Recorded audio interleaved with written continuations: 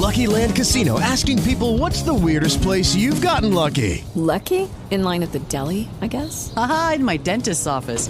More than once, actually. Do I have to say? Yes, you do. In the car before my kids' PTA meeting. Really? Yes. Excuse me, what's the weirdest place you've gotten lucky? I never win and tell. Well, there you have it. You can get lucky anywhere, playing at LuckyLandSlots.com. Play for free right now. Are you feeling lucky? No purchase necessary. Void where prohibited by law. 18 plus. Terms and conditions apply. See website for details.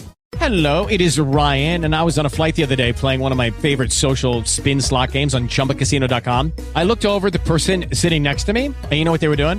They were also playing Chumba Casino. Coincidence? I think not. Everybody's loving having fun with it. Chumba Casino is home to hundreds of casino-style games that you can play for free anytime, anywhere, even at 30,000 feet. So sign up now at ChumbaCasino.com to claim your free welcome bonus. That's ChumbaCasino.com and live the Chumba life. No purchase necessary. VGW. Void where prohibited by law. See terms and conditions. 18 plus.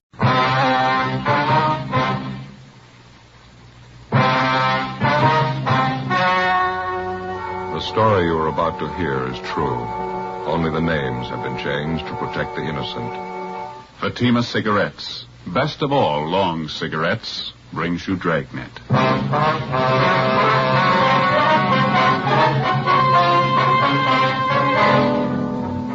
You're a detective sergeant. You're assigned to accident investigation, hit and run detail. You receive a call that two elderly women have been struck down in a crosswalk by a hit and run driver. The women lie in Georgia Street Hospital. Their condition is critical. Your job? Find the driver. In Fatima, the difference is quality. Yes, in Fatima, the difference is quality. Quality of tobaccos. The finest domestic and Turkish varieties, extra mild, superbly blended, to give you Fatima's much different, much better flavor and aroma. Quality of manufacture. Smooth, round, perfect Fatima cigarettes. Rolled in the finest paper money can buy. Manufactured in the newest and most modern of all cigarette factories. Quality. Even to the appearance of the bright, clean, golden yellow Fatima package. So compare Fatima yourself today.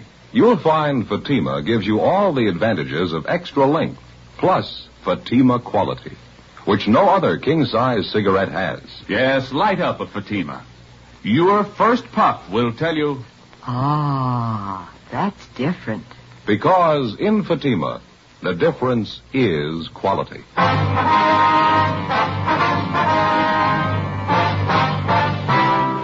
Dragnet, the documented drama of an actual crime.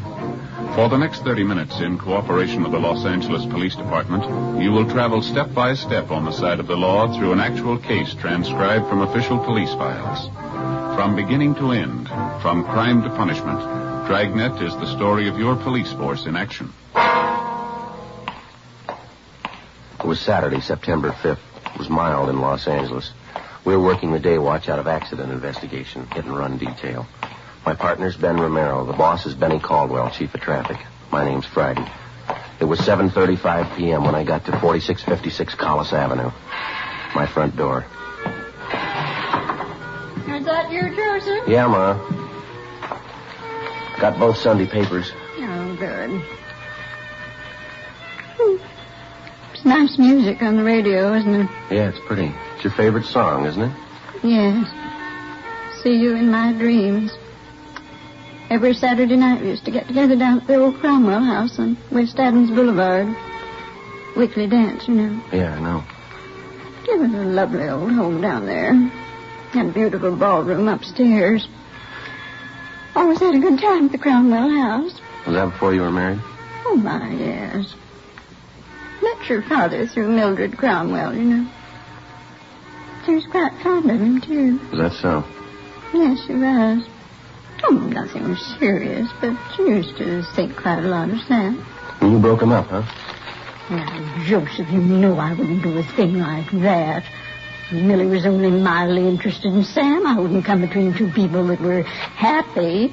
You know that. No, that isn't the way he used to tell it. Said you just broke him up, that's all. Yes. Well, he ever tell you about the time all the girls invited some of the fellows from the Royal Order of the Western Wildlife Protective Brotherhood, Southern Charter, over to the basket raffle? To a what? Basket raffle. All the girls packed tasty lunches, and the boys bid for them at auction. Oh, yeah. It was a warm summer evening, just like tonight. It was a grand affair. Annie Shellman was there with Jim Donahoe, and her father came with Lorenzo Fisher, the grand vizier of the wildlifers. Yeah, sounds like quite an evening. Oh, it was, Joseph, it really was. Samuel bid the highest for my basket, $10.15. I'll always think to this day that's the reason Millie Cromwell's been so cool toward me. Yeah, could be. You want part of the examiner, Ma? Oh, thank you, son. I want to finish turning this collar on your shirt. Okay. You wouldn't think a basket lunch could come between two good friends, would you? I beg your pardon? What's that? Who'd ever think a basket lunch should break up a friendship like Millie Cromwell's and mine? No, ma'am, you wouldn't. I'll get it, Ma.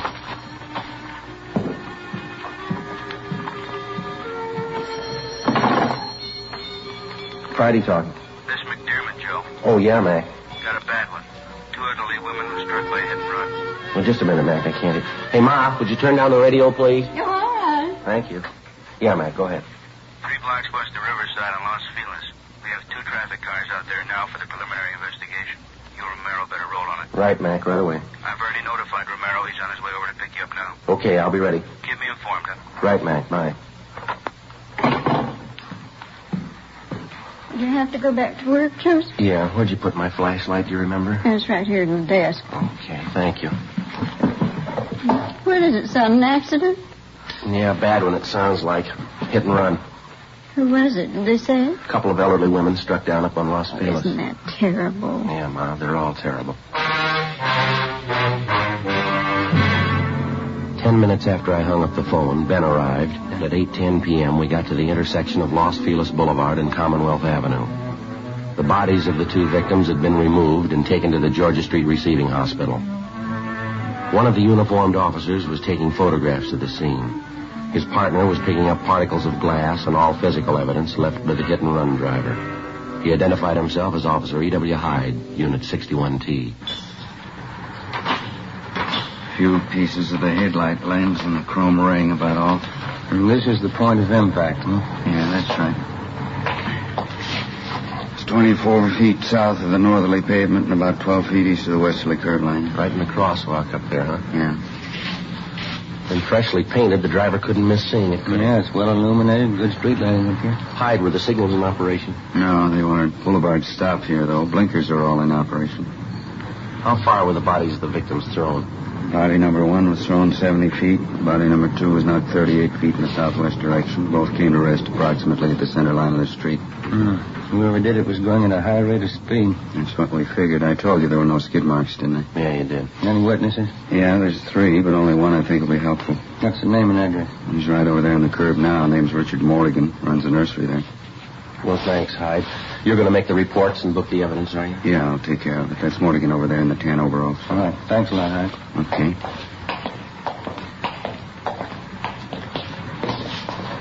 Your name, Richard Morgan, is that right, sir? Yeah, that's right.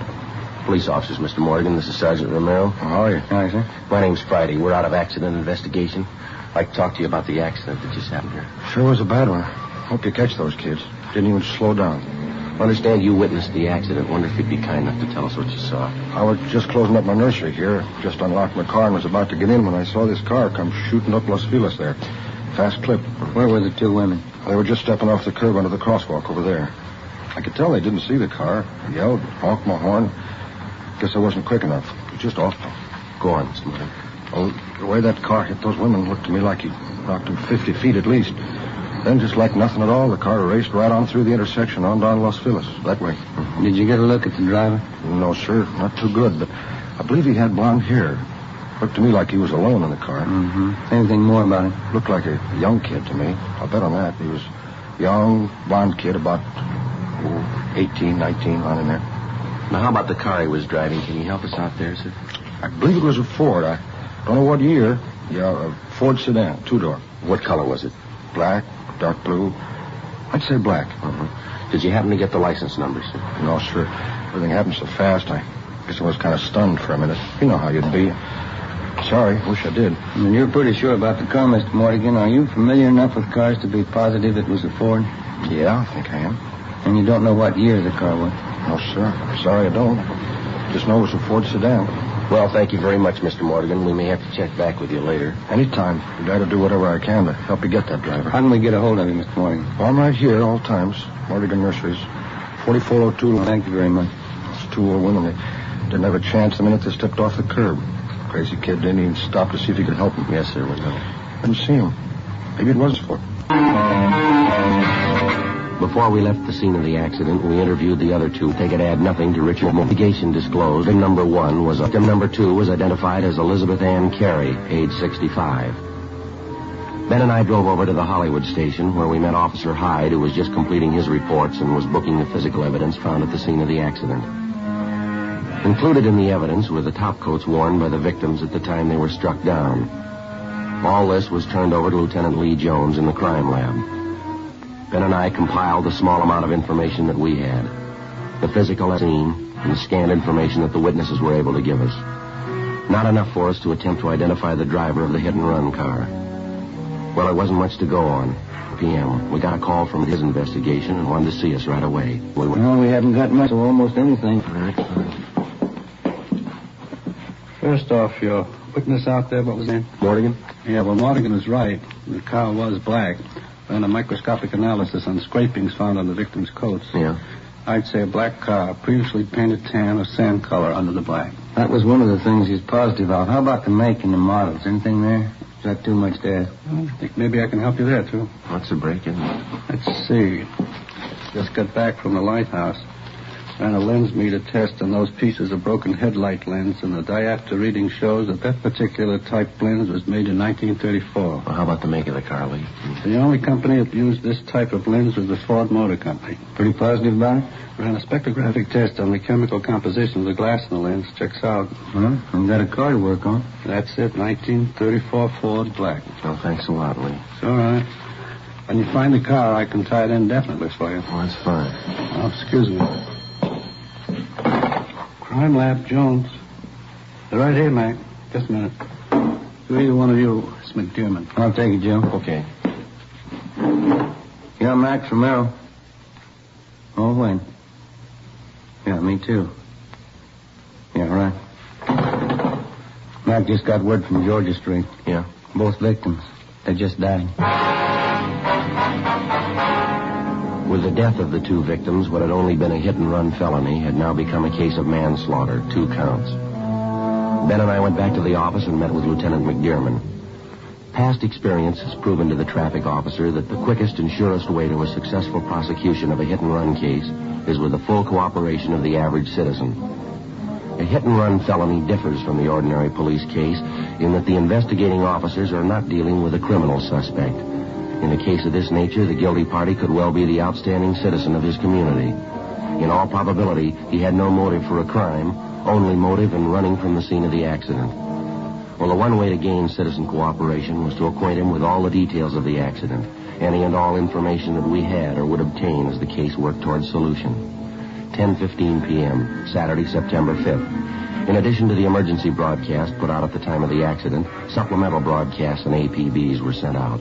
Ben and I then started to make up a special police bulletin. Wanted for manslaughter and hit-and-run felony. Okay.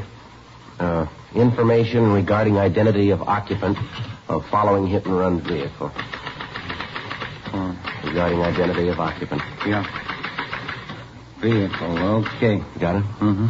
Involved in accident resulting in death of 2 female pedestrians. Accident. Accident occurred September 5th. Approximately what time, Joe? 7:30 p.m. Right. On Los Feliz Boulevard at intersection of Commonwealth Avenue. Okay. Now, can I see what we got? Mm-hmm. Thank you. Occupant, young male, Caucasian, approximately 18 to 19 years of age. Vehicle, 1934 Ford sedan, black with tan undercoat, driven by male occupant. This car will have extensive damage to front end. Facsimile photographs of type of car wanted appear on this bulletin. Got the photos right here. Side, front, and back view. Okay, this ought to do it. Let's get it down to the printing bureau right away, huh? Yeah, auto paint shops, wrecking yards, garages, repair stations, used car lots, insurance company. The daily papers are running a spread on it in the next edition. That ought to cover it. Yeah, it's all there if it gets to the right person. Wednesday, September 9th, 10:45 a.m. The inquest of the 2 hit-and-run victims was held, and the jury returned a quick verdict of manslaughter, 2 counts, naming a John Doe as guilty. For the next 3 weeks, we received numerous phone calls concerning the black Ford sedan. All leads were checked out and failed to materialize. Cars fitting the description of the wanted vehicle were constantly being stopped and the occupants questioned. We got nowhere. Ben and I followed up on our bulletins. We checked various garages and paint shops. Used car lots were checked and rechecked. No luck. Monday, October 3rd, 2:30 p.m. We were on our way back to the office after having canvassed several wrecking yards and repair stations. I never knew they made so many black 34 Fords here. I don't see how we could have overlooked anything, do you? No, I don't. Something ought to break on this thing soon. If we just had a little more to go on, that license number, if somebody could have seen it. Yeah, that'd help, wouldn't it? I'll get it. Traffic Friday. Hello, my name is Dan Provost. I run a used car lot in Dan's Corner at 54736 6th Avenue. Yes, sir? I'd like to talk to somebody regarding that last bulletin you sent out September 7th this year. Well, I think maybe I can help you, sir. That 34 Ford you're looking for on that hit-and-run thing? Yeah, that's right. Young kid, blonde, says he's got some repair work for us. Yeah? I got one of my mechanics stalling him now. What's the car look like, Mr. Provost? Like the one you're looking for. The reason I called is because he says he banged up the front end. Right away, I remembered the bulletin. All right, sir. See if you can hold him there, will you? We'll be right over. I'll do my best. We'll be right there, sir. I think I've got your man for you. It took us to get to 50th Dan's Corner. We crossed over the gravel-covered lot to the rear where we found it. Yes, sir, that's right. I'm sorry I did my best, but I couldn't hold him here without making him suspicious, but I'm sure he'll be back. How do you know? You see, he bought this car from us, says he had a little accident and wanted us to fix it up for him. I told him we would if he'd bring it in. Why do you think you left? It's only been about 15 minutes since you called us downtown. Well, he might have heard me talking to you. Well, if he did and he's our man, I doubt very much if he'll be back. Oh, I bet he will. Blonde kid, about 19 years old, driving a black 34 Ford just like the one you're after. Well, can you give us his name and the license number of the car? Sure, it's Curly Watson. License number, I got it right here. 9R9707. I looked it up on his contract. And this name, Curly, you have his full name? Sorry, I guess I'm a little excited. It's Wilfred E. Watson. Everybody around here calls him Curly. I'm pretty sure he's the one you want. I know that car. I bought it from us about 5 months ago. Well, it's just too bad you couldn't have detained him just a little longer, Mr. Provost. Well, like I say, you don't have to worry. He'll be back. What makes you so sure? From the way he described the damage to us, I'd say he's got about $75 to $100 worth of work on that front end. Yeah? I know he's the man you want. I'm going to be in trouble if he's not. What do you mean? Well, it was the only thing I could do on the spur of the moment like that. Yeah? That's how I know for sure he'll be back here. Well, how's that? I told him I'd fix his car free.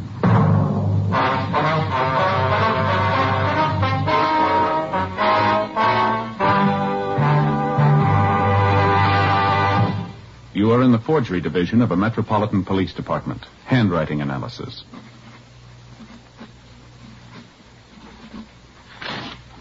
All right, now write the alphabet in lowercase, please. You are listening to a handwriting expert taking an exemplar of a suspect's handwriting. Now write the numerals from 1 to 10, please. This handwriting sample will be compared with a forged signature. Side by side, 2 signatures may often look alike, but closer examination will prove a world of difference.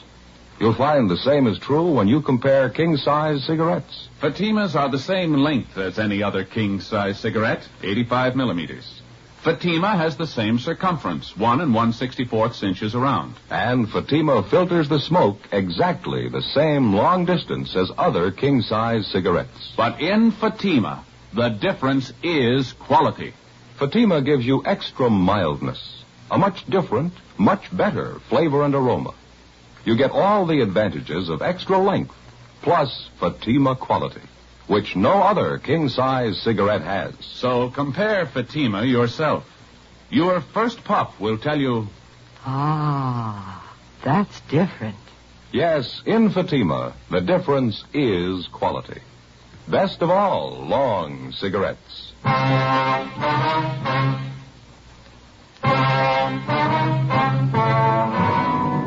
called Lieutenant McDermott and filled him in. He sent Sergeants Kilpatrick and McClendon out to relieve Ben and me and to maintain a stakeout on Dan's corner of the used car lot in the event the suspect should return. We went back downtown to R&I.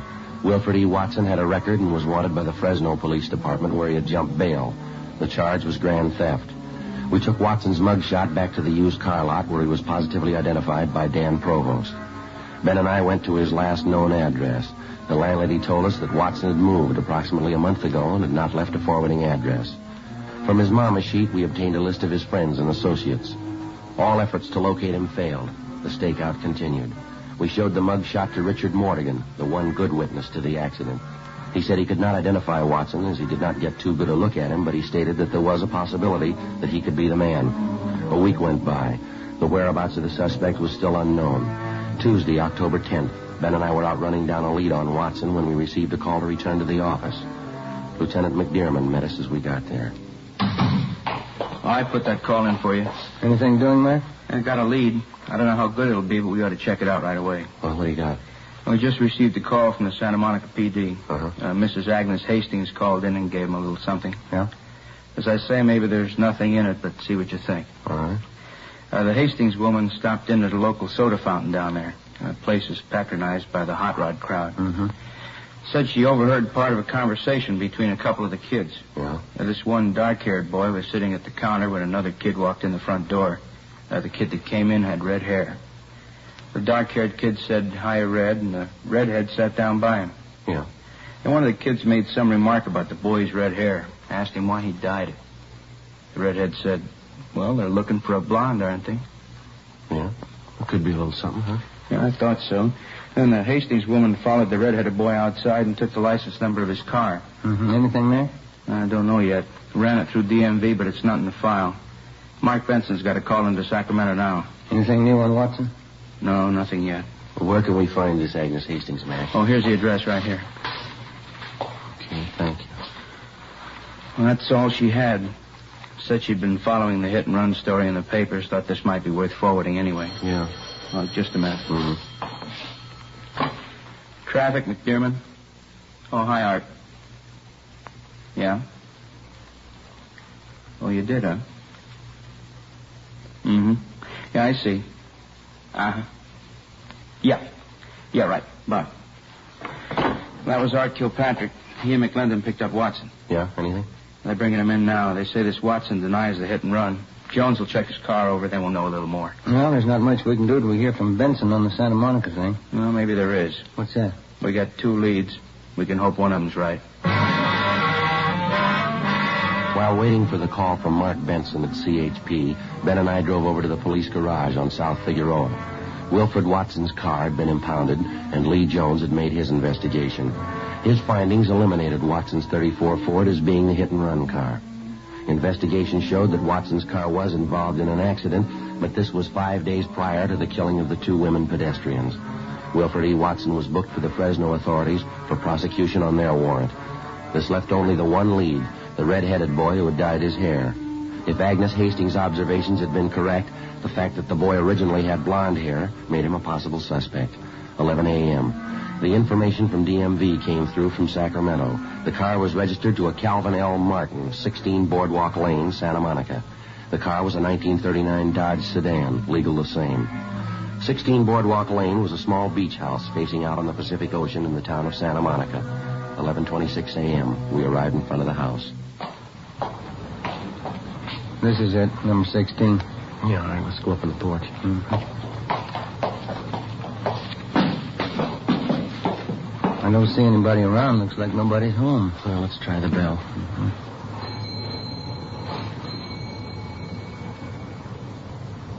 I guess you're right. Nobody home. Yeah. Let's check the garage, huh? All right.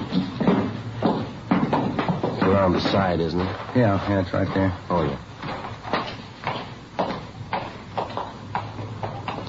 Padlock.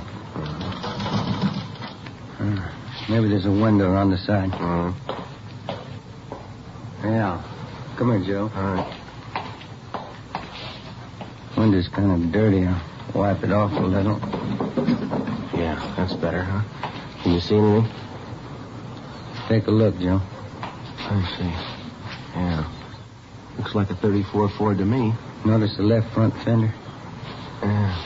Pretty badly dented, isn't it? Looks like we're home, maybe, huh? I'd like to get a closer look. Thanks much, Sid. See you back at work, huh? Sure. Okay. Young kid got out of a car out front. Looks like a redhead from here. Come on.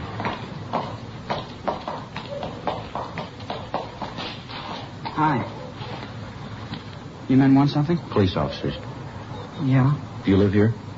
Yes, I do. What's wrong? What's your name? Louis Martin.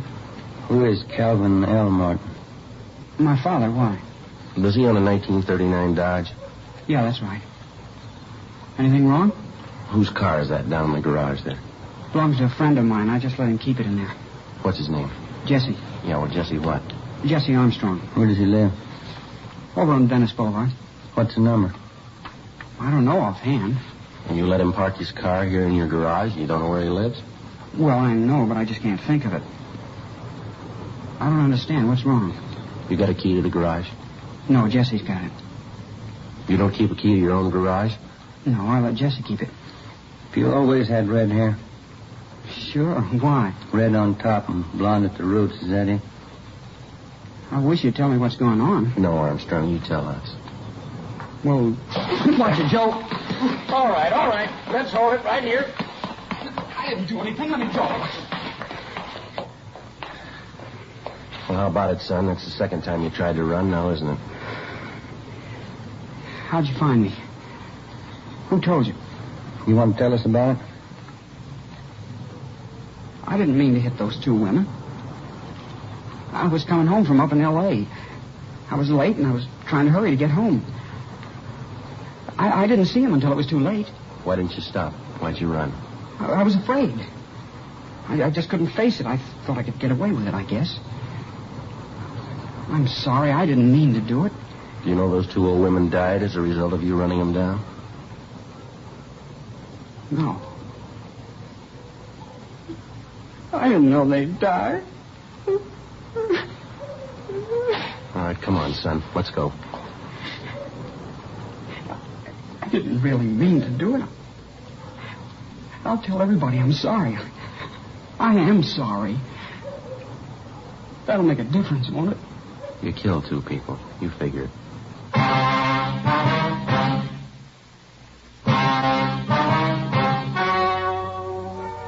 The story you have just heard was true. Only the names were changed to protect the innocent. On December 17th, trial was held in Superior Court, Department 81, City and County of Los Angeles, State of California. In a moment, the results of that trial. And now here is our star, Jack Webb. Thank you. Friends, I can give you over a dozen good reasons why Fatima is the best of all long cigarettes, but I'd rather let Fatima speak for itself. That's why I suggest that you buy a pack tomorrow, and then compare Fatima with any other long cigarette. You'll find, just as I have, Fatima's extra mildness gives you a much better flavor and aroma. You get all the advantages of extra length plus Fatima quality, which no other king-size cigarette has. Ask your dealer for Fatima, best of all long cigarettes.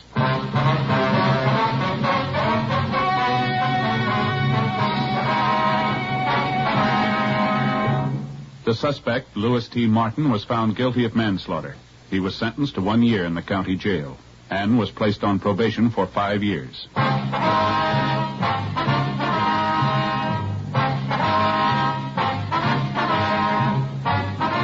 You have just heard Dragnet, a series of authentic cases from official files. Technical advice comes from the Office of Chief of Police W.H. Parker, Los Angeles Police Department. Fatima Cigarettes, best of all long cigarettes, has brought you Dragnet, transcribed from Los Angeles. Stay tuned for Counter Spy, next over most NBC stations.